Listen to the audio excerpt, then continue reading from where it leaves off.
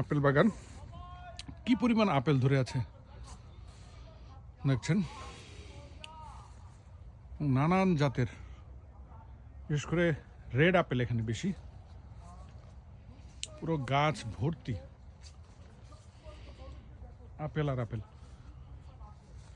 এখানে আপেল কেনার ক্ষেত্রে বা খাওয়ার ক্ষেত্রে নানান ধরনের সুবিধা রয়েছে। ভেতর থেকে আপনি যত খুশি আপেল খেতে পারবেন, সেক্ষেত্রে কোনো বাধা নেই। তবে